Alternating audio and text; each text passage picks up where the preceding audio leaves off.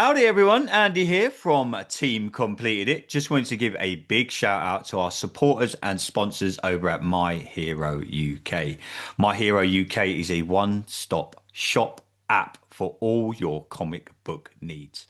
Buy, sell, trade, amazing service over at My Hero UK. Head on over to your app store, type in My Hero UK, download the app, and the boys will take care of the rest. If you want to check them out, go to www.myherouk.co.uk. Thanks for the support, boys, and enjoy the show.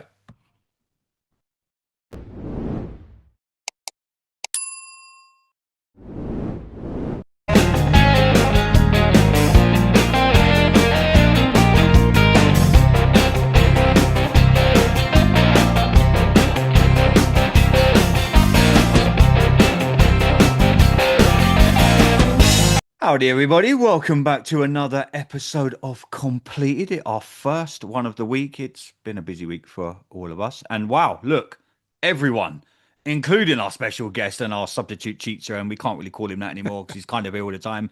I'm your host, Andy Burrows. Welcome back, everybody. And at the bottom right-hand side of my screen, now sporting his Superman t-shirt. He didn't have a Ghostbusters one on about 10 minutes ago. Sash, how are you, bro? I'm all good, man. I only changed because Andy made me change. I run a tight ship round here. You know what I It's mean? all about It's production all values. about production. Ken knows the drill, man. He knows the drill. And welcome back. He's been away. He's been away for a week or so. The guru, Mr. Yoda himself. Neil, how are you, brother? Good to have you back. I'm good. I'm doing good, sir. I'm doing good. We're here to talk about your favorite thing, Superman 2025. No, we're not. We're not talking about Superman. And at the top left-hand side of our screen is my good buddy Ken. How are you, bro? I'm very well excited to talk about Superman and a version that hopefully all of us will have positive things to say about I know, rather than right? 25. Yeah, So imagine if we'd just done a Superman 2025 show and just trick Neil there's into just telling him, not no, enough no, time in the world for that. I know, right? I know, right? Yeah, we are here to talk all things the original Superman. Boys, let's just start this off. I mean, we've all watched Superman 1,000 times. Love it, Ken. Love it, bro. Um, was this the first and original superhero film? There were some before it, and there have been many after it. But when you go back to the original Superman, Christopher Reeve donning the Superman suit, I remember stories when I was a kid of my granddad telling me about him watching Superman and my dad like this. But then Christopher Reeve come along. And even till this day, we sit here in 2026, February 12th, 2026, we're recording this. And everyone's like, Christopher Reeve is Superman. No matter what's gone on afterwards, what's gone before, what's gone on TV, whether it's Lois and Clark, whether it's Smallville, whether it's etc. etc. Neil, let's kick it off with you, bro. Is Superman, the original Superman, to many, even now, the Superman that we all love and remember?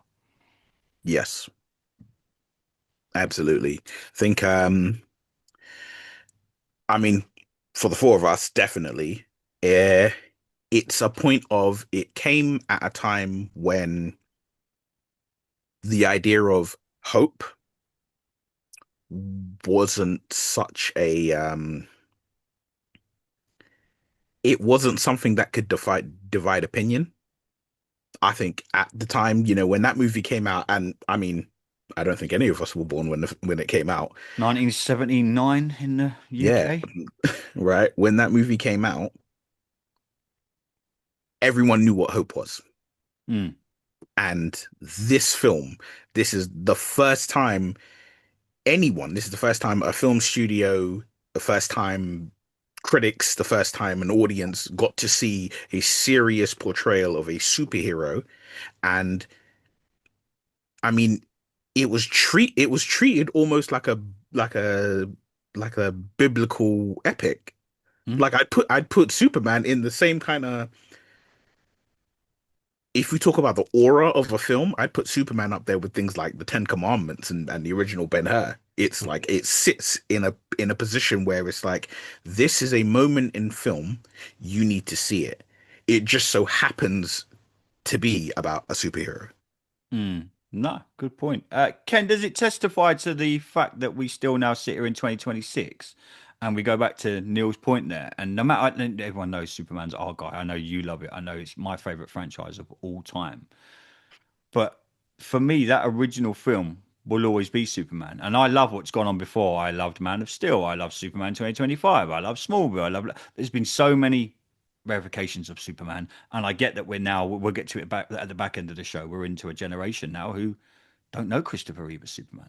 And you speak to people of a generation. We talk about wrestling all the time. It's like people don't know of Hulk Hogan, the Ultimate Warrior, etc., etc. So when you look back at Superman, I think it came out in December '79 in the UK. Ken, what does that movie mean to you before we get into it and the whole Richard Donner situation? Because, it was a unique situation back then. They filmed Superman 1 and 2 at the same time. What's your earliest memories of the original Superman movie, my friend? So, yeah, a couple of points. Superman was a turning point, not just for comic book movies, but for cinema. It opened up a complete new genre, and we wouldn't be where we are today without it. It would be a very different world. I mean, we might have got there eventually, but it was a fight between studio and director, and luckily there was someone in place who really cared about the project and actors on board who really wanted to deliver for it. And yeah, it just set a benchmark for everything else to come. If Superman wasn't there, you wouldn't get Batman. 89, and it just had this roll-on effect on the industry. I think I would have come to it probably renting it. I probably watched it when I was probably 7, 8 years old, and it would have been one of those rentals from Thank God you Variety didn't Video say in 6, Harrow. 7. But yeah, it would have been like a Variety Video in Harrow. Oh, do you And remember that store on the corner? yeah, I remember yeah. that. Yeah, just down the road from Calamity Comics. Yeah, it would have been a rental Yeah. from there and watching it at home with the family. And then it was one of those movies that would be on 2 or 3 times a year on TV. We'd have Christmas 4 channels, always. Christmas, Easter, it'd be, key times of the year. And it was one of those that you just kept going back to. And then when we obviously got the VCRs at home, you taped it off the TV, tried and cut out the ads, be really clever with it. And, so you had the copy at home for yourself. Yeah, press pause. It is just one that you went back to again and again and again. He is our Superman. And I think you'd find very few people over the age of probably 40 that wouldn't feel that way. I think if you're 30 or younger, a lot of people, their Superman is Henry Cavill because they grew up with him and that's who they see as the portrayal. But yeah, for me, no one's even come close to him. You can rank everybody beneath him as much as you like, but the gap between him and everybody else is so far apart. And it was one of those actors and performances where it almost felt real to people around the world. He was Superman and he tried to live that character off screen as well in terms of what he did to try and help people and charity work and all that kind of stuff. Absolute game changer of a movie. Yeah, I mean, we're going to get to like the shenanigans that went on with Superman 2 and budget, etc., in a little bit. But Sash, coming to Superman, the first one, it really did start a movement really in movie making. You look at that, there'd been superhero movies done before, and you could pretty much see the strings and you can see that everything that goes on. The 60s and the 70s was a different time. When you watch and I watched it back again recently. It's me. I'm always going to watch Superman. When you look back at that movie, Sash, I mean, you guys delve into movies way more than I do, and you love all the behind what's gone on and how a movie is made. When you look at this movie, Sash, like Ken said, was this the start of something for movie making?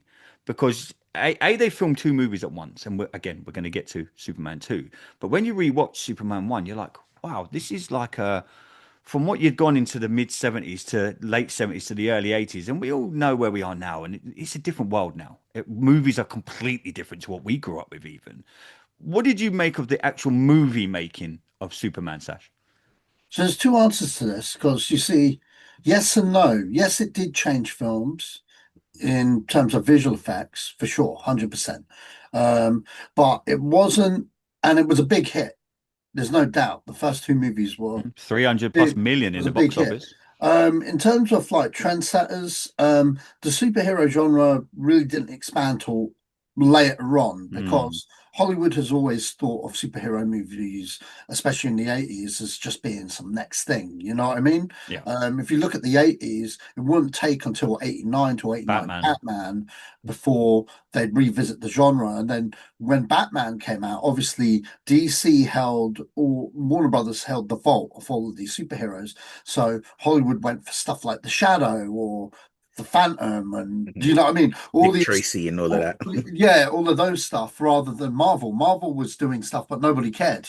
You know what I mean? Nobody, no, like it's a bit, like you have that failed Fantastic Four film, you have Nick Fury, Agent of Shield. So there's a good like 15, 20 years before the boom, if that makes sense. Yeah, but definitely Superman was the template. It's the OG template. It was okay. So before Superman, all right, and I got to clear this up because people might do in the comments and stuff. Whenever I say this is the granddaddy of all fucking superhero movies, I firmly believe so because yes, you could say that there were Superman films in the cinema, but they were theatrical serials. The Kirk Allen serials were shown in theaters because people did not have TV sets. It was not a 2 hour motion picture. It was like a 15-minute serial reel you'd catch before the start of a movie. So kids would come in and watch it and like, oh, there's Superman, there's my Mickey Mouse cartoon, etc. So many people in comments argue with me saying that they were the first Superman. I'm like, you weren't even alive, okay? That wasn't a film. That was that was a TV show. You know what I mean? Just put in there as a little something for the kids before we got Gone with the Wind or something. You know what I mean? And then Yeah. you I got remember them days of yeah, being, yeah, the cinema that I think it turned into Safari Cinema in Harrow. They had like yeah. That's you always right. had like a 15-minute Laurel and Hardy on or something Yeah, that's before a right. movie or something. Yeah. Yeah. And then moving on from that, obviously there was the George Reeves TV show. Now, George Reeves, the TV show had a theatrical 1 hour. It wasn't like a proper movie, but it had a George Reeves Superman movie, Superman and the Mole Men. Okay. And that came out in theaters, but again, it was just there. It wasn't treated with the same kind of thing. Yeah, I mean, it wasn't a movie. It was like, hey, we've just filmed this from television. Yeah. You know what I mean? It It's was not just a even Saturday filmed. morning thing for the kids. Yeah. Yeah, it wasn't filmed on film print. It wasn't a movie. With Superman, the movie, Superman 8 in, was it 78? Richard Donner took that material very seriously. You know what I mean? And his producers did not, but he took it very seriously. And not only did he take it seriously, Joe brings a good point. You know what? He named the best example of it earlier by saying he looked at it as a biblical epic. Okay. And I never really thought of it like that. But when he said that, it clicked in my head. I was like, that's what it is, motherfuckers. That's what it is. All right. Because this was the first. And not only was it the first, it was the blueprint. It was the blueprint in how to do a superhero movie, how to do his origins, how to, and it has all the free act structure of a motion picture. Now, if you look at this movie specifically, okay, Sam Raimi, when he did Spider-Man, he lifted from it the free act structure. When you get to, okay, for example, when you have Clark Kent at the start of the movie, you have Krypton, you have the Daily Planet, and you have Smallville. All three environments are very different. You know what I mean? Like very different. When you're in Krypton, it's like a political kind of space saga. When you get to Smallville, it's more warm family kind of on the farm feel. And then when you go to Metropolis, it's like the fast talking city. And he's kind of like, because he's Clark Kent with the glasses and stuff, he's kind of like the shy thing that's there. Look at how how Raimi's first two Spider-Man films are. You've got Peter Parker when he's with Mary Jane, and that is probably him being himself because it's a romance, okay, at its core. Then you've got Peter Parker just in the city, in the planet. The planet is not the planet, the Bugle, and he's now in the background and everyone else is in the foreground. It's the J. Jonah Jameson show there, and that's, it's stuff like that Sam Raimi lifted for his Spider-Man films. Even when he's running to save Mary Jane, when the Green Goblin comes, he whoops just like Christopher Reeves did in Superman. That's an homage to Superman the movie. X-Men, when Magneto's in his chamber and he's got his desk and he has the balls, the balls that go. Yeah. Mhm. Yeah, that's referring to Superman the movie. Lex Luthor. The Lex Lex Luthor scene. Luthor with the, you know what I mean, with that. And also when Toad whoops his visor off his mask, it's the same shot of Superman 2 when Superman's beam hits and he just whips his neck back like that when he's in the fight with the three Kryptonians. Mhm. These directors studied that movie to make what would become the superhero boom of today. You look at every MCU movie from Iron Man to Cap to Thor. Look at Thor. Thor's the best example. You've got where's he from? Asgard. Asgard. Asgard. Sorry, names elude me at the moment, but Asgard. You got New Mexico. You know what I mean? And you have like 3 prime locations where he goes, the ice planet. Yeah. And do you know what I mean? It's the same kind of biblical origin they were trying to replicate that Superman did. And, that's the blueprint. This was the blueprint movie for all of those films. Every superhero movie made today takes something from this film because it had the blueprint, man. It had the fucking blueprint. No, you're right, bro. Yeah, this movie, to be quite honest, growing up, I watched it, but I wasn't like, oh my God, I'm a Superman fan. Do you know what I mean? I like Superman. I wasn't like, oh my God, like it's amazing. I didn't think that till years later when I got it on DVD and watched it after not seeing it for a very long time. And, the film me, how they make stuff was in. And when I watched it, I was like, wow, this holds up. Yeah. Even now, when you watch it now, I it's actually still... still think, and I will argue with any motherfucker that this out of all of the movies, this one is the one that stands up the most. If they'd updated the visual effects Star Wars style, which They might. there is a cut. Yeah. There is a cut. This young filmmaker, this visual effects artist, Catherine Ross, updated Superman the movie with brand new special effects of today. You can download it. It's free. Send me that link, please. It's up to date. That's the last time I saw it. I watched it last year, and I was like, yes. I was like, yes. Catherine, you did every Superman fan a big favor. If they reboot it again, show your cut, and the world would be nice. Okay. Yeah. But I know, right? But that's not how the world works. But not how the world works, brother.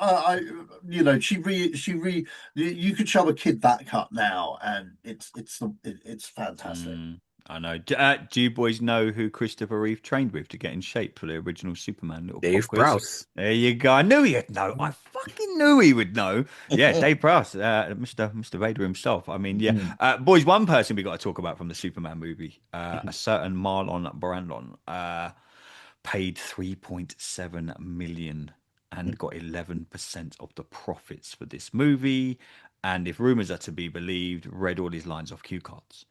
Absolutely, it did. Yeah. I mean, I argued with someone a couple of weeks ago. They were like, "No, he didn't." I'm like, he read all these lines off cue cards. You didn't see any pictures. Yeah, exactly. I was trying to tell. I can't be. It was some idiot on Twitter. I tweeted something out about Superman completed it, and some guy just come back at me. And have you seen the outtakes where he's just like? Where he's just forgetting his lines. Like, what's he called again? Ralph. I'm calling him Ralph or whatever. It's like, look, Marlon Brando did it for a payday. He didn't give a fuck. 12 days filming. Yeah, 3.7 mil and 11% of the profits. You got to understand how difficult to work with Marlon Brando actually is. You know what I mean? There's so many stories because he was so eccentric and so he was one of the greatest in the world. At one point, they said he was like one of the greatest actors in the world. But the thing was with him, he got a bit. It was one of those ones where he was a movie star where he was just cast in everything, and he didn't care how bad the script was. The He way just he got picked paid. his no, the way he picked his films were okay. So how much is it? Where in the world is it? Because he wanted to travel the world, Mm. and who's the leading lady? Because if they were super sexy, he was like, yeah, let's go. He That's this what. guy That's this why guy was like he's this putting guy was butter. Jasmine, like, you He can't be doing yeah, that last nowadays. tango yeah, in Paris. You need to oh yeah, check out about the yeah, butter. Yeah, you yeah. can't Never be. put butter in your But toast again. also, I mean, you look at that movie, Ken. Gene Hackman refused to wear. They wanted him to shave his head for that movie. Apparently, I was Mhm. reading an interview today, and he was like, "Not a fucking chance." He's like, "You get me a bald cap, and I'll wear that." He says, "I am not shaving." They had to Apparently, convince him to shave his moustache because he had a yes. So moustache as when well. you And look at the early interviews with these people, like Brando and like Hackman, they were you can kind of sense that they were like, "Oh, I don't know if I want to do this, but I'm Yeah. gonna do it." Do you know what I mean? Did you guys get that sense? Like when you look back at it now, they were like, but now you look at it, and if you come up to an actor now and be like, "You want to do Superman?" Yes. We haven't told you what you're doing, Superman yet. I don't care. I'll tell you this, right? I'll say this, and this is gonna seem really, really strange coming out of my mouth. You better not be able to tell me that Harry Potter can whoop Superman's ass again because we are gonna have fallout. I'm gonna show you a video of that in a minute, right? No, is the Gene Hackman and Marlon Brando situation shows the difference in the magnitude of what an actor is Mhm. or an actor was back then to what an actor is now, right? We all know Fantastic Four is my top all-time favorite comic, never change, right? They couldn't get Pedro Pascal to shave his mustache, No. but they couldn't get Gene Hackman to shave his head, but he was like, I'll wear a bald cap. Mhm. But the difference between them is that Gene Hackman and Marlon Brando are two of the greatest actors to ever do it.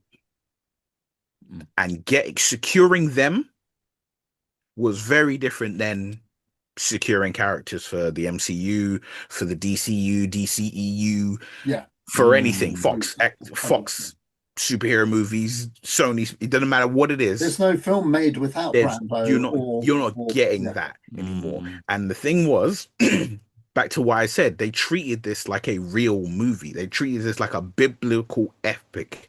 They said, you know, we can't get Charlton Heston, but we can get Gene Hackman. And you think Marlon Brando was considered the greatest actor of all time until Daniel Day-Lewis took his title.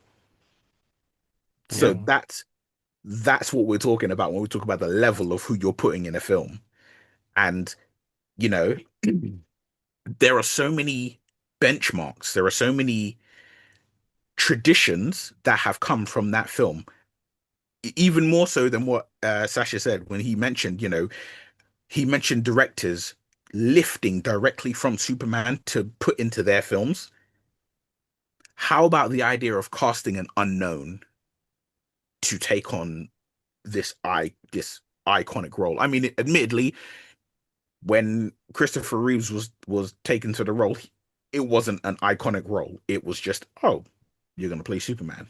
Mm. But the fact that now they take actors who aren't, they don't grab Tom Cruise and Brad Pitt.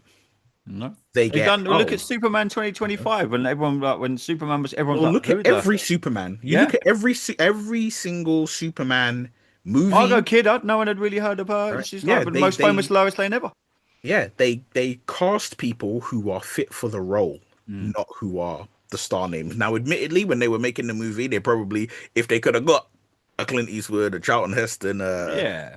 There's been the when, odd one. You think you chuck in like Oh, Russell Crowe in Man of Steel and things like that. So there's been the but odd. no, because the thing of it, they what they do, and this is what I think is an effect of the Superman effect. You take some of the greatest actors you can get your hands on, and you surround whoever you cast as Superman Mm. or Captain America or whoever Yep. as that role. Whoever you sit in that role, you're like, you I'm going to elevate you by who I put you beside. Yeah. Mhm. Yeah. Yeah. I Exactly. make you will become greater by standing with them. Mm. Yeah. Yeah. They're going It's to like, elevate you to something that you know. Yeah, well, I yeah. mean, the producers wanted a big star for Yeah. Superman originally.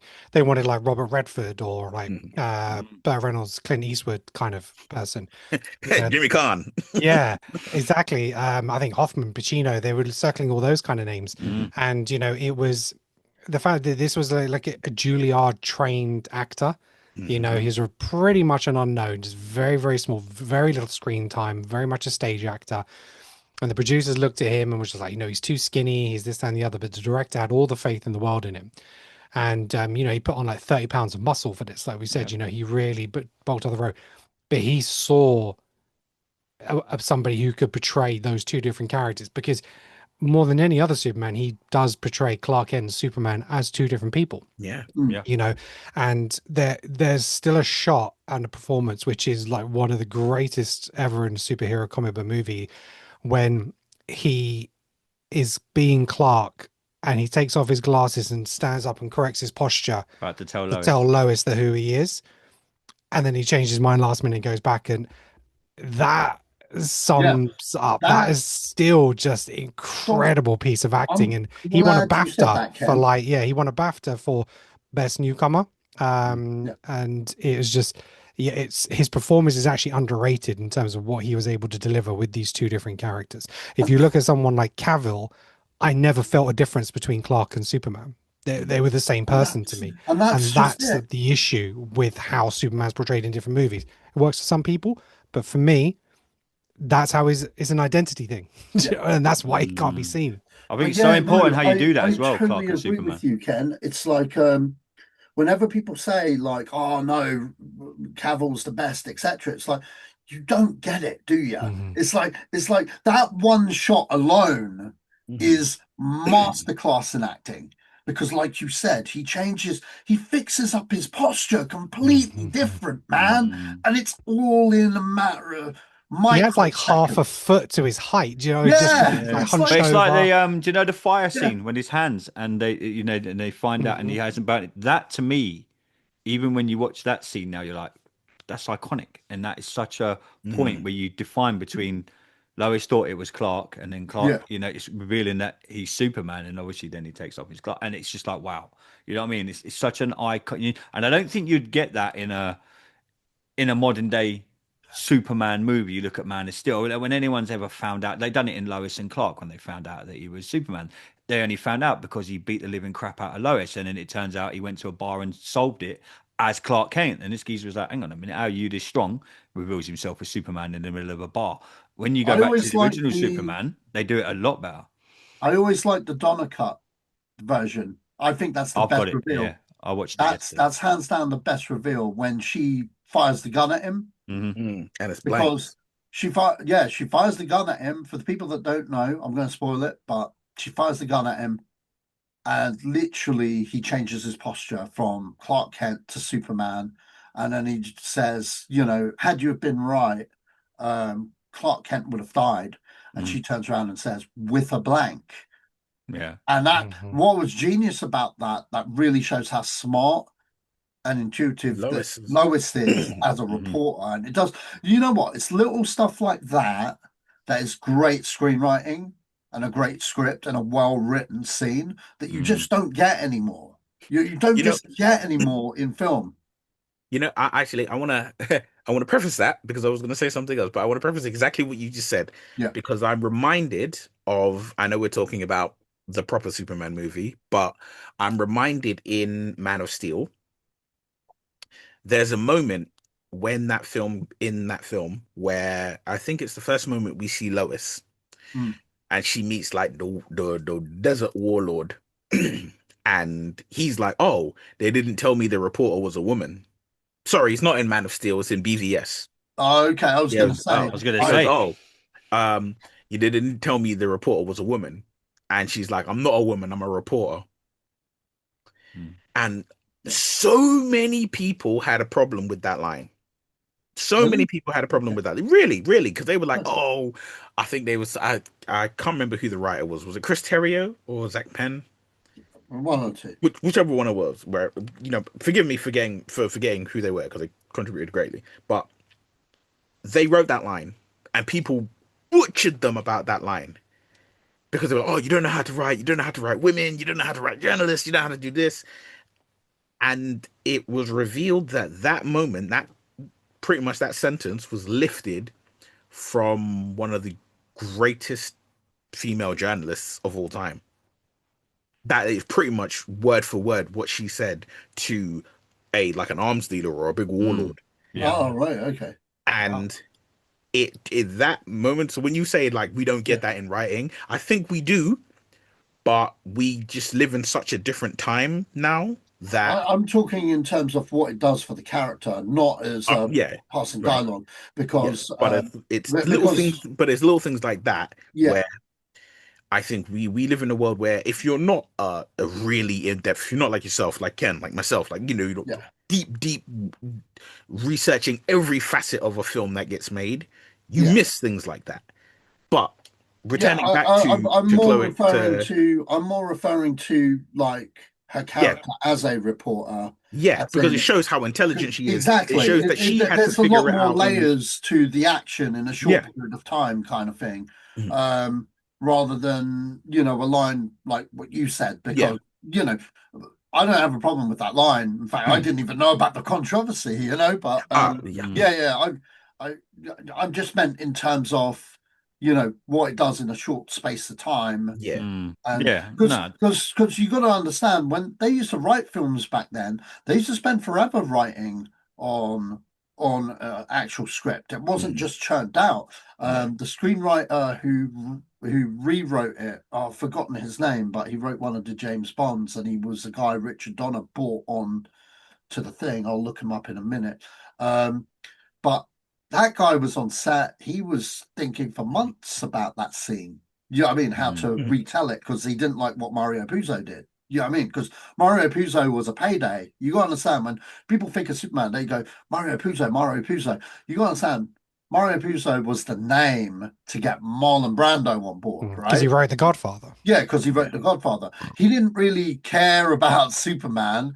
He wrote a Superman script based on what the producers want. And then Dick Donner was like, I want to bring one of my writers. And the guy doesn't get credited for, Enough. Yeah. yeah. And Clark Kent Is it Tom Mankiewicz? yes. Hmm. So I think he's listed as a story consultant, but he actually rewrote Rewrote it. Rewritten. Yeah. Yeah. 90% of the dialogue for the movie. Yeah, because And Puzo wrote like a 500-page script, and it was like it was all cosmic. Like you say, the producers wanted it. It wanted to be cosmic. It wanted to be fantasy. It wanted to be more Star Wars, Yeah. kind of esque. Because that had obviously released in '77. So they're just Mm. like, we want this, and he was like, no, I want to make it like people will believe in this person, based in reality. It's like they always say People that you talk. want to make people that believe that a man can fly. Yeah, exactly, and that is the tagline of the Mm. movie. You'll believe a man can fly, and the way that they filmed that was just it'd never been done before. Rotating sets and all this kind Mm. of stuff. There's a scene that they filmed which was when Superman flies off and Clark Kent comes through the door. And it's like this one shot panning thing.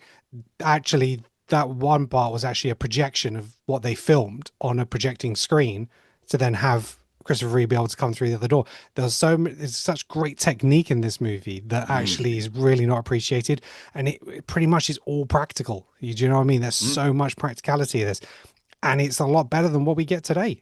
And the same can be said for like Jurassic Park. Just because technology there doesn't mean it's better. So yeah, like I said, the script and the writing in this was key, and the budget was big at the time. It was like a 50 million budget or Yeah. something like that. Just I under, think it works yeah. out to like 250 million today. Yeah. So it was big at the time. But and that's why it was really risky, because Warner Brothers, there's a big risk to kind of back this movie. Do you know what I mean? So you got to understand, like Star Wars, everyone thinks Star Wars is like, oh my God, Star Wars, right? But Star Wars wasn't Star Wars around then. Star Wars was filmed on a It was a risk. 35 million budget, which is incredibly smaller than what Superman had. You know what I mean? Yeah. And it did huge things. Um, Lucas went over budget on Star Wars, to be And honest. especially when you look how they filmed, like some of the Star Wars scenes, like they were literally like building miniature figures, and like Oh, yeah. the But camera funnily coming. enough, speaking of Star Wars and Superman share the same sets and even share the same props. Like, for example, Lex's little computer in his lair is the same computer that's in A New Hope. When they're in the room plotting and Obi-Wan leaves them to go sneak around the Death Yeah. Star, and then they're like, okay, so all the computers there are in Lex's Oh wow! lair. There's a couple of props there that are like the black box that the kryptonite is in is the same box that Obi-Wan has Luke's lightsaber in. Honestly, Yeah. this guy's like a good, like, he's honestly, what's in your head is actually unbelievable. You know, can't remember what he had for dinner yesterday, but he remembered this. Yeah. Boys, one thing we need to talk about is Richard Donner. We mentioned the Richard Donner cut. I rewatched it yesterday. I've got it on, you can buy that double Blu-ray where it's obviously made Superman 1, they start making Superman 2, and then Richard Donner is fired pretty much, I'd say, over halfway of making Superman. Do you want to point out? It's fired after the premiere, I think. Yeah, but he started actually obviously filming because they filmed them simultaneously, didn't they? Yeah. They filmed 75% of 2. Yeah, and then they fired him. What people forget is a lot of films nowadays, when they do it back to back, they film this half, then this half. Whereas Richard Donner was literally filming doing it all. This scene is from Superman 1 and this scene is from Superman 2. Yeah. So it wasn't even like, it's not like 1 week they filmed of Superman 1 back and then to the back. next week he got everyone back and went, right, now we're filming Superman 2. It's like, no, like Monday morning we're doing Superman 1. Late Monday morning we're doing a part of Superman 2. And it was just like kind of everything was the way they've done it. I don't think you'd really do that. I don't think you but that's that doing that now. That proves they've done it a few. What was the Marvel movie they done back to? What was the Marvel? Infinity War. That's it. Endgame Infinity right now. Yeah, they're doing that right now with Doomsday and one after the other. But I think the point of it is again, it goes back to what we have all mentioned, that the level of ability, the level of craft that was going into that movie, isn't what is going into movies. So what did you guys make of the whole Richard Donner thing? Obviously, there's so many various different reports, and I've watched interviews, and they mention it a little bit in the Christopher Reeve documentary. It's brought up a little bit, a part of his journey, and obviously how he got involved a little bit more in the end of Superman 2 and the making of it, and now Christopher Reeve himself had more input, which led to, we all know what happened later on when he went on to produce the Superman film, etc., etc. So the main report is like Richard Donner fell out with executives, they were arguing over budget and etc., etc. And like to Neil's point, that's probably why you wouldn't get the situation like that now, because now it'd be like, right, this is the budget for this is the budget. Yeah, no. It's the first big sign of it's the first big sign of studio interference. Thanks, Ken. See, someone let me make my point. But yeah, do you know what I mean? It's a studio going, right, Superman, we know Superman 1 is Superman 1, but obviously they didn't know then how big it was all going to be because they're making it simultaneously. And that's the point. I swear to God, if you interrupt me once more. Anyway, but it's the first time that like, executives have gone, oh, we don't want this or we don't want that, or and they started arguing about, like, now you hear of movies, I went and watched Send Help. I mentioned it to you guys before we started recording, and it looked like they had gone, we want a good movie, but we're making this on £2.50. It was kind of like that. And do you guys get that impression as halfway through the Superman movie, it comes back to what you guys were saying? It was a risk.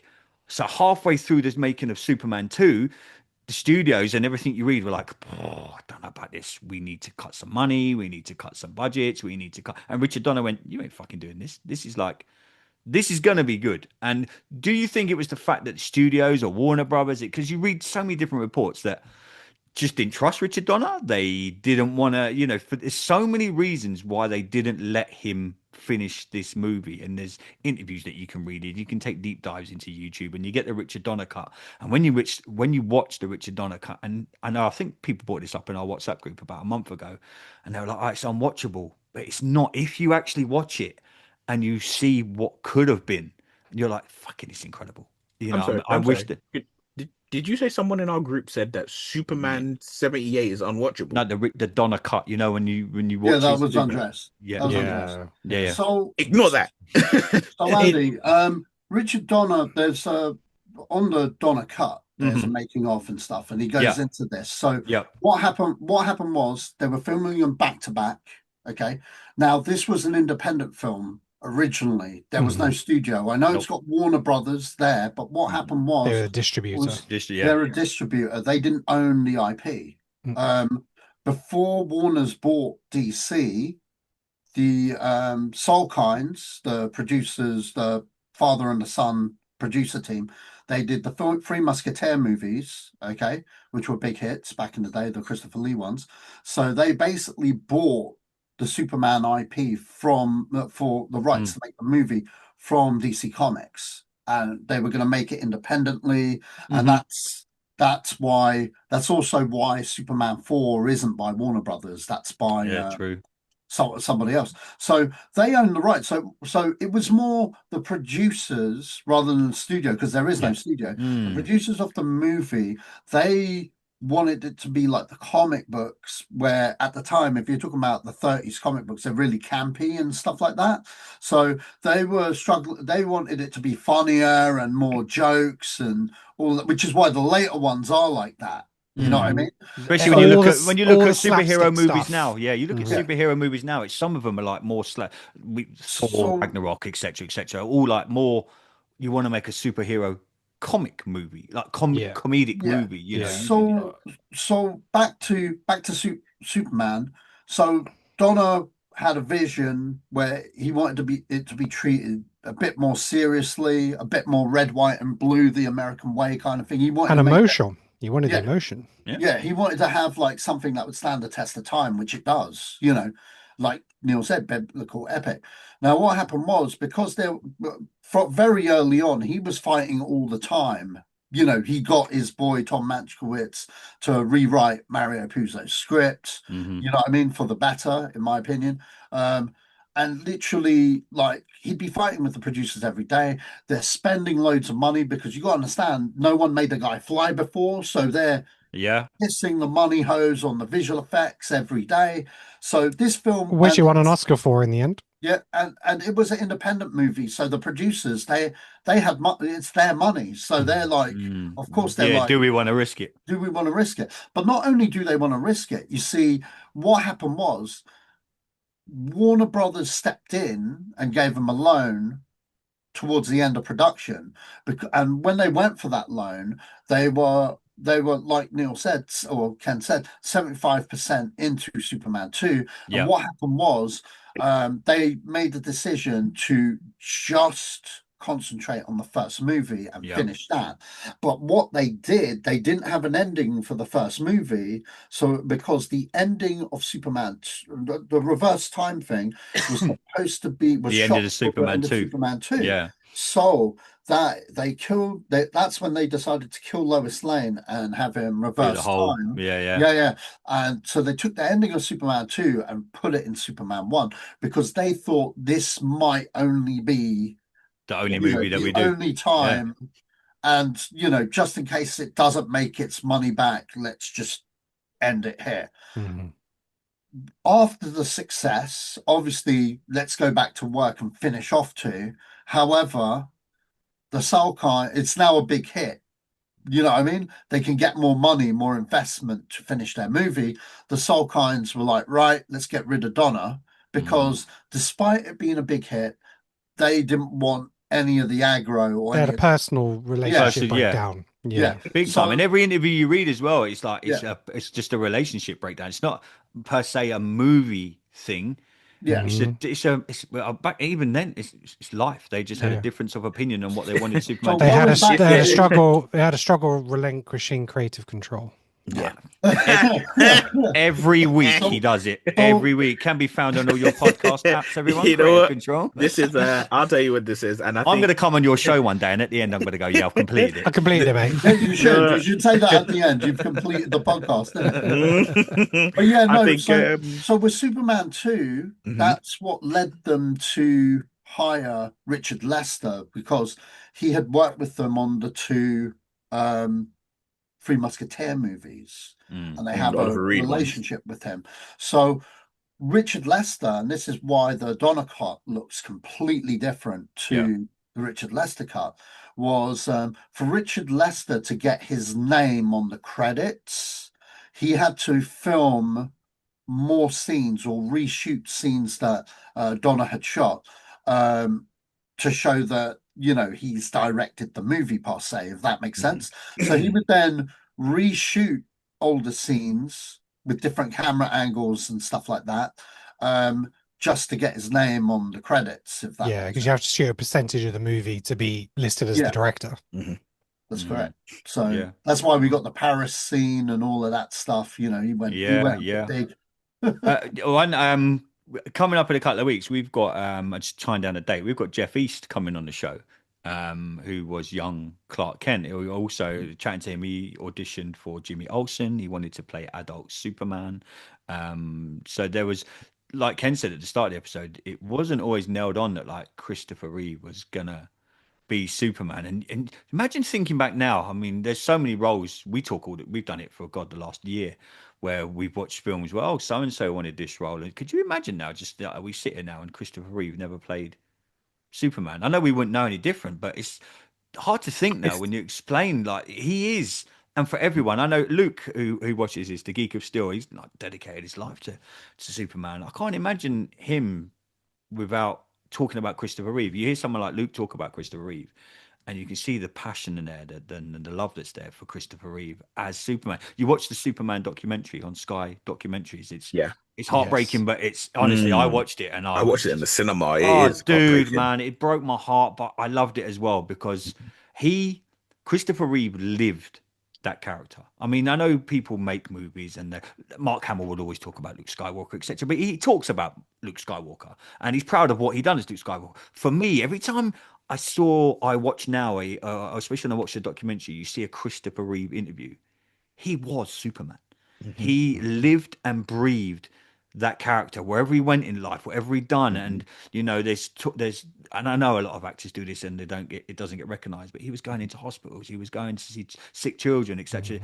For him, he got his break as Superman, but everything in his life, he wasn't scared of being typecast. And like Ken said at the start, he come from the boards. He was a very well trained actor. Really hard. He had done some plays that, like, it looks, and Mhm. again, when you watch the documentary, for those who haven't watched it, go and watch the documentary because you do get a look into Christopher Reeve as, like, himself. But when you see him step into that Superman role, and you can see him physically be proud of being Superman, and that's Superman 1, Superman 2. We know what happened on in the later.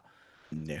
Yeah, exactly. But then when he come back and done Smallville, everything about the man, it still to this day breaks my heart. The tragic accident, because I'd love to have seen where he would have gone in future Mhm. projects and how he would have turned up. I know they brought him into Smallville, but Yeah. for me, everything that embodies Superman is Christopher Reeve, and it always will Mhm. be. I mean, we Mhm. said at the start of the show, if you're 30 and under, it might be Henry Cavill, and you'll sit down, and maybe in 20 years' time, someone might be doing things like we're doing now, and going, in whatever year Henry Cavill, and there'll be people like us, we're all in our 60s, going, Christopher You Reeve is, know, I, if I can be honest, if Christopher Reeves doesn't play Superman, we're not sitting here doing this stuff. We're not having this conversation. Mm, I don't think I will go as far as to say there's no MCU, there's no DCU, there's no DCEU, there is nothing. Do you If reckon? you're I well, if Nicolas Cage had genuinely become reckon Superman or something, I say yeah, I know, right? without Richard Donner, Christopher Reeves, Superman, without that movie, The whole thing we know now doesn't exist. the whole thing don't exist. Not as we know it. No. Right? Yeah. I think we'd have it. It would be it would be the equivalent of we'd get things like, the odd TV movie, the odd TV show, it Mm, would be like it wouldn't gain the traction mm, because, as I said, this is the that would this movie changed there are certain movies that when they came out, they changed the mind of film studios. Mhm. Yeah. There are things that came out and they changed the mind of you know, what people are willing to take a risk on. Some films, they change the mind of an audience. Very rarely you get a film that changes the mind of everyone. Mm. And Superman does that. I remember, I as a character, I don't like Superman. But Richard Donner's Superman movie, easily top 100 films ever made. Yeah. Yeah, And I was very lucky to sit down with James Gunn in the same room as him. I didn't personally sit down with him. We got to sit down with him. There's a few of us that sat down in the room with him, and he paid homage to this movie and said he wants to do it justice in the movie that come out last year in 2025. The only thing that upset me, and all right, I knew we're not going to get into it. The only thing that upset me that James Gunn didn't do, and this goes for many movies, we'll say Star Wars, Jurassic Park, was James Gunn didn't incorporate the original Superman theme into his movie. It was there, but not there, if you know what I mean. Like, if they'd done that, my mind would have been blown. I think there's certain things in film genre that you don't change. If they ever done a different intro to Star Wars, I'd drag man out of that. I'd find him, I'd hunt him down, and I'd kill him. They have. Yeah, not the I, movie, the start of the film. They've never changed it. they have. it's No, they haven't. The No, start no, of this a you Star mean Wars the movie. episodes. You mean Thank you. Yeah, they've the never episodes, the changed it. Skywalker saga. Yeah, Yeah, yeah, they've I never agree. changed it. I agree with you with That's that. where James If it's a Gunn. side thing, I don't care. Yeah, Like that's where James Solo and Gunn. Rogue That's where One. James Gunn's the only thing that James Gunn let Yeah, himself down in, because I think even if you would just play, because he spoke when I heard him speak, and I was in the HMB in Bond Street. Everything he based his Superman, it was like the original, the original, the so original. you didn't like but he did kind of do it. It was there, but it wasn't there. And I It spoke to was my good friend. there. It wasn't It my was good good friend. enough for Okay, I'll me. tell you what. You wait. We wait till my good friend Ed watches his episode. He's probably a bigger Superman fan. He is a bigger Yeah. Superman than me. I'll be honest with you, Andy. They I'd should have put argue it the in there. tooth and nail with Neil and Ken because, like you, for me, John Williams' theme is Superman, and that's it. Yeah, Yeah, I mean, I agree. I Yeah. like, and a I big like. part of the success of that movie is down to that score. Oh yeah, Yeah, yeah, oh, totally. dude, yeah. You take that out and you change it or you mix it. Like Mhm. there's been, Yeah. like we mentioned earlier, Jurassic Park. Except there's certain things when you watch a movie, and I don't care if it's 2026, 2024, 2020, 30. Whenever these movies, just there has to be. And I mentioned on an episode the other day where I'm like, I'm all for change and I'm all for moving on, and I don't want to be stuck in. There are certain things you just don't touch. You leave them. When you make a Superman movie, for me, no matter when there's one coming out in 2027, I pray to God that there's just that little bit, even if it's 20 seconds I at the get start. where you're coming from. I do. I I don't think want it. there's the trouble is Andy, I agree there's with you. Thank you, brother. the trouble is there are certain characters in franchise that works for. Jurassic Park, for example, is a continuation of a single story in effect. So there's no reason why you can't have the same piece of music. James Bond, for example, has gone through lots of reiterations but kept that same theme Mm-hmm. because it's his theme, it's not the character's theme. And I think you could argue that for Superman, but then when you break it from Man of Steel to do something different, it's very hard to go back and say that's his theme. But I do agree it could have been used with more effect. I wouldn't have been mad if they embraced the whole thing and it was note for note. I wouldn't have minded that at all because I think, like I say, it can be associated with Superman like James Bond's theme. So there are certain characters and franchises it will work for. And I think Superman, Indiana Jones, another example. Doesn't matter in the future who plays him, you can keep the theme tune. And I think there are characters like that where you could just be like, yeah, put it in the But I think there's credits. so many Keep it the Back to the same. Future. If you ever change the Back to the Future music, I'll be like, what the Mhm. fuck are you doing? See, Mhm. now I Right. am very much leaning towards what Ken said. I think we had 5 Superman films before we had Man of Steel, right? Mm-hmm. And those 5 had the theme. 5? Oh, yeah, Returns. Superman Sorry, Returns. yeah, By the yeah, way, yeah. Right. the intro to Superman Returns is Mhm. one of the best intros when the planet blows up Mhm. and you slowly hear it. And Mhm. I'm like, I was in the cinema going, I know what fucking's coming here. And I Mhm. remember the guys behind me were like, I could hear them. They were going, and I'm like, fucking this. See, look, even goosebumps now. This is what this movie does. Don't ever Right. take that fucking theme out, man. Well, no, because what I'm I'm saying with is Andy those here. five No, sorry, movies. I'm with Hold on, Andy hold here. on, no, no, no. I'm Hold with on. Andy Those here five because movies, right? You know Those what? five When you movies. And yeah, let Neil go make ahead. his point, Sash. Then you can Those kill him. five movies are one straight line. But so, Because remember, dude. Superman Returns, isn't it supposed to be like set after Number two. Superman Two. 2, Yeah. right? Yeah. On a So that's couple. a straight line of movies, is what they are saying that those films are. Man of Steel, complete reboot, completely different. So they changed things, right? Superman 2025, straight reboot, Yeah. completely different. So whilst I prefer the fact that James Gunn had the electric guitar version, because it's like, you know what we're saying is we're gonna have this theme and we're gonna remind you of what has come, but this is something different, Casino Royale was a reboot, and they used right? the theme. Yes, but as you said, as you pointed out and mentioned, right, it's James Bond's theme. There's no I think maybe never say never. I can't hold my hands up, haven't Never seen it, say so I never can't I can't doesn't throw it have in it. there, right? It's not in there. But okay, so it's not in there. But every James Bond film, Yeah.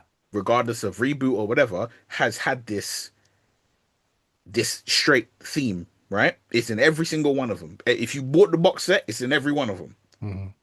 right?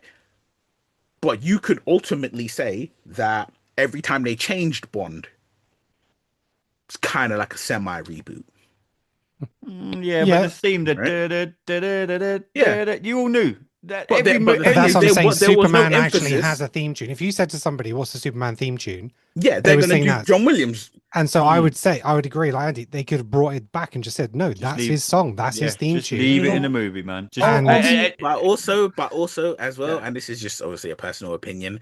I don't want that monumental classic theme song to be associated with that garbage that we watched as in 2025. Okay. I knew he couldn't go a whole hour without it. Sash, you can have the final word in this episode, bro. Take him down. what on The the theme theme tune. Yeah, you song? were going to say something, and then Neil Well, tried to I shut have it a over the question for new all of you Superman movie. guys, but I'll save that for this point.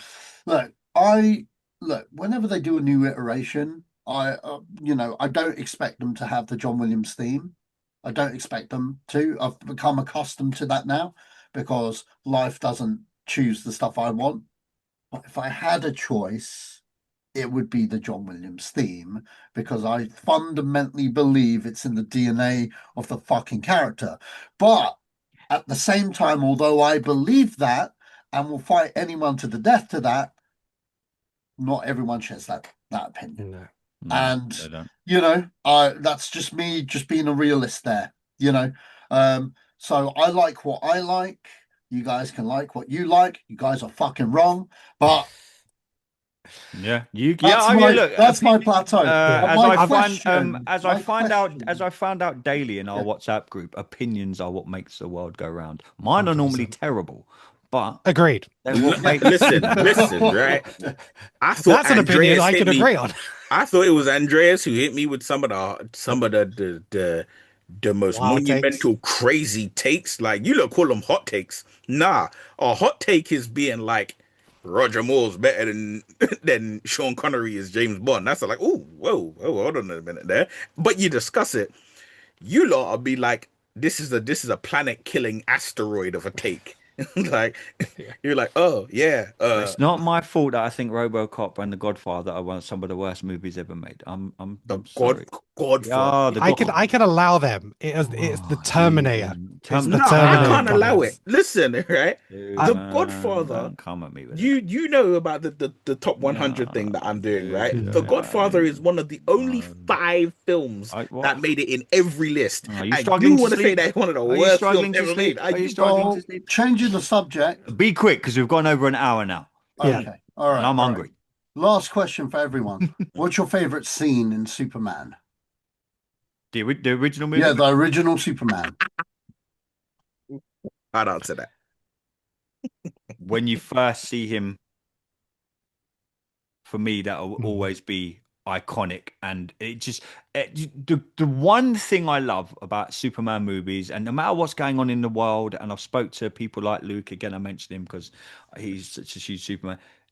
It will always take you back to a good time in your life, and I don't think that's provident in movie making anymore.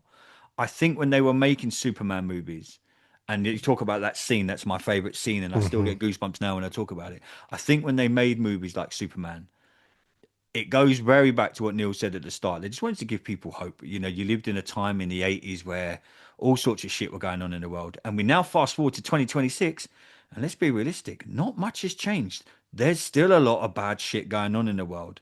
So when I look at scenes, that my favorite scene is that when Superman's running and you see that sign for the first time, you see the S, and it's iconic.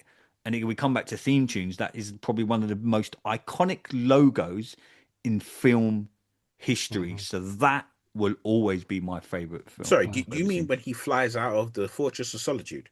Yeah, No, when you put changing from no, Clark when you Kent to change it to Clark Superman. Kent to Ah, Superman, okay. when you first see him rip his shirt open and he's All right. dude, for I me mean, to that be was, fair, Superman this day and age would have been shot by ice by now. But anyway, 2 points I wanted to make. So, in terms of to answer Sasha's question, there's two scenes. One is him trying to tell Lois who he is, and Mhm. that is a scene I appreciated much more as an adult. When I was younger, it's him rescuing Lois and capturing the helicopter. one-handed You by the I way, know, got you. that was Who's got just you? one-handed by the way. yeah, and that to me, watching that again, I was like, oh my god, you know, and it's like the crowd reaction Any of is you just boys like been to Milton Keynes unbelievable. recently? You been to Milton Keynes where they done? That's where they filmed. No, oh, I Yeah. didn't know that. Yeah, Okay. you go to Milton Keynes. Up me and John, who sometimes comes on this show, you go to Milton Keynes, and part of Superman 1 and 2 was filmed right there, 10 There you minutes up the go. road from me. So there's two other points I want to make. So talking about the crest, Mhm. it was this movie that set it up as the family crest as opposed to S stood for Superman. Because in the original Yes, comics, S was correct. Superman, but they made it the family crest in this movie. And the one thing that this movie does, which they tried to replicate in Man of Steel, and it didn't work, and I will argue this point forever. When his father dies in Superman from a heart attack, the purpose of that is to show, with despite all his powers and godlike ability, he was unable to save his father from No. that. And then they went and killed him in a fucking hurricane. And then Tornado. and that is his that's about mortality, because in the comics his parents in the 1990s and 30s his parents were actually killed off quite early in the Hmm. comics. Yeah. They just died of natural illnesses and stuff like that Body. because they didn't want him to have like that parental advice. He had to kind of figure it out on his I own. think his mum died of old age in the original Yeah, comic. exactly. But then in Man of Steel, it's yeah, don't save me in this hurricane because Dude, people might yeah, find out where you are. that When drives me you can mad. Still, move at that the speed of light, Yeah. or whatever it is, you know, how fast he can move, they could have been Yeah. in and out and saved him. And that's the difference in understanding your character and good writing. As much as I love Zack Snyder as a director, that scene meant nothing because it wasn't written when it didn't make the same kind of sense as opposed to that. So 100%, that for me 100%. is the kind of difference in terms of, like Sasha mentioned, in terms of the quality writing and understanding you get from movies then to now. Yeah, It's about the spectacle of 100%, this mate. hurricane, you know. Fully agree. But I don't, at the same time, I don't have a problem with the big fight at the end for most part of it. But then it's again that Superman character, when he throws the tanker at him, he's not trying to stop the tanker from smashing the building and potentially hurting people. I'm just going to aura farm over the top of it and just let it blow up behind me. That ain't Superman, bro. So, you know, as much as I enjoyed Man of Steel, which I Neither for did, you. I came out and enjoyed that movie. It's a different character. And that's why I'm okay with it. Because it's not the same Superman. I have my Superman 78. I love that, and I love that movie and the sequels. I even enjoyed 3 and 4 when I was growing up. I didn't care about the budgets and the fact that you could probably see strings on it now and stuff like that. I didn't care because it was Superman, it was I Reeve, still and that's what I enjoy loved. three. Yeah, I Yeah, still enjoyed 3, to be fair. I exactly. mean, it's, And that Christopher scene Reeves. in 3, that We're going to when she get to 3 changes to the in a couple woman, of weeks. that changes to the robot, that scared the shit out of me when Oh, I was a dude, kid. I remember, I Fucking remember watching that in haunted the the crap cinema. out of me. I remember watching that in the cinema, shitting my pants. Yeah, the two scenes from my childhood, that and then there was Roald Dahl's The Witches. when the witch is trying to bribe him up in the tree and she's got the purple eyes. That She's scared trying you. to offer him the scare. Bro, nah, I ain't even messing. I was just like, I'm looking at all women's eyes walking down the street from that point on. I'm just like, I'm looking over those purple eyes. But yeah, those so for two me, scenes. my favorite scene in the movie is the same as both of you. It's the helicopter scene. Helicopter sequence is not only hands down the best scene in that film. In The my best scene in every personal opinion, it's Superman in the movie. top 10 of best comic book movie sequences of all time. I would even say top 5, and that's down to the way it's directed, from the reveal. But you know what? It's literally like it's all about tension. Yeah.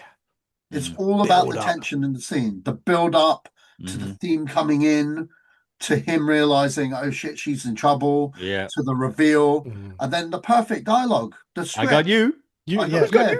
Who's got you? Who's got you? Yeah, who's got you? It's displayed with perfection. All right. No comic book movie Greatest that has lowest a lane of all hero time, by the way. has There'll never be a better managed one. to replicate that kind of thing. You know, with their, I would, you know what? Fantastic Four for me, not the new one. The new one's the best iteration of the Fantastic Four, in my personal opinion. But I think they had an ironclad case to have a sequence like that, because although they have superpowers like the X-Men, they're beloved, right, by the public. So my biggest problem with the original Fantastic Four was they create the fucking mess that they're heroes of. You know what I mean? Like Ben Grimm's having a bad day. There's this guy trying to commit suicide. He stops him. A big car pile up.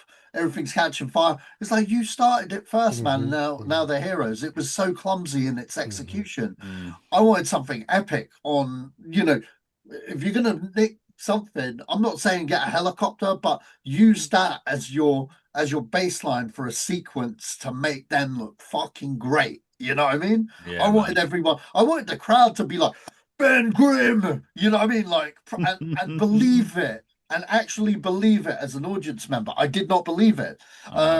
What the new Fantastic Four did was just like, you know what? We're just going to give you a montage. And that worked. That worked as well. But till they sunk Yeah. Galactus off to a different universe in about 5 minutes. Hey, Anyway, we're not going to don't get in give that me- now. don't Neil give me start messing on that me. film. Look, That he's going to give me the eyebrow. Yeah. He thinks the Rock has turned up. But I like the movie, Neil. The ending a bit quick for me. Bit quick. That's what I'm saying. Where does Neil- Superman make your top 10 movies of all time? Not sorry, top 10 movies, top 10 superhero movies of all time. Yes. Yes.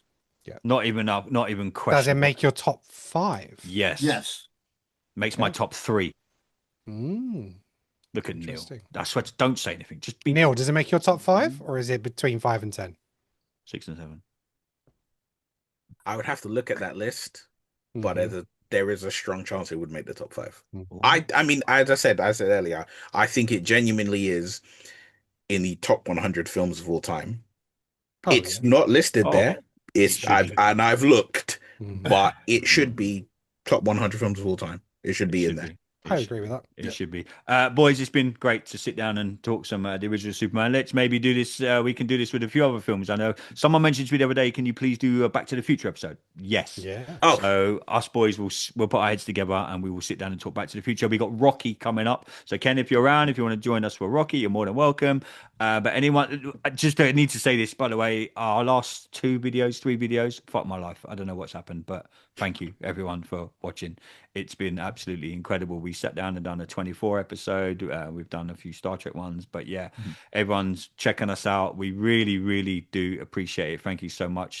Just go on to YouTube, completed the podcast, type on there, just hit subscribe, like all that good jazz. You can find us a couple of shows a week, but yeah, really, really thank you so much to everyone that's been checking us out. We've got like I said, I've reached out to Jeff East, who was young Clark Kent in the original Superman. He now lives in France, so just chatting with him. Hopefully going to get him on in the next week or so, just trying to sort out times because he's available during the day and I'm at work still. So we're going to sort out getting him on. We're going to do Back to the Future. We've got Rocky coming up. I know Sasha, we want to do an Indiana Jones one. We've got to do that. So we've got all sorts coming up. There's a new Star Wars animated series coming out in the next 3 weeks, I think. So yeah, we're going to break down the new Darth Maul animated series. I'm really looking forward to that, even if you ain't Sash. But we're gonna go and chat all things that. Ken, thanks for coming on again, brother. Really appreciate you, mate. Pleasure. Quickly tell us where you've already plugged your podcast once, but just tell us where they can. Just tell everyone where they can find you, bro. So for the movie fans out there, it's Creative Control. You can find us on YouTube at Creative Control and social media platforms, Facebook page, and so forth. Not as busy on there as I used to be, but the main thing that I love doing on that show now is our top 10 movies of each year. We've been doing that since 1980. We're up to 92 now, so 93 will be coming shortly. And that's just a great opportunity to chat with my friends and talk about films. So that's why we still do that. But the other one is if you're for the wrestling fans out there, if you're a fan of wrestling, WWE, which Neil's part of that show as well. We are Wrestling is Awesome. You can find us on TikTok, YouTube, Apple Podcasts, Spotify, everywhere. Thank you all to my new subscribers. I did a stream for the Royal Rumble recently. Oh, by the way. Yeah, 25,000 people watched that with me, which was absolutely epic. And yeah, we're growing. And so yeah, we spitball, we talk about themes, stories, ideas. Yeah, it's just a hell of a lot of fun. So for WWE fans out there, wrestling is awesome. Awesome, my man. Awesome. Thank you so much for coming on. Neil, Sash, we'll be back next week. We're going to do some Rocky Balboa. Like I said, we've got a lot coming up. But thank you, everyone, for tuning in. Really do appreciate it. We'll see you next week. Till next time, yes, we have completed it. Stay safe.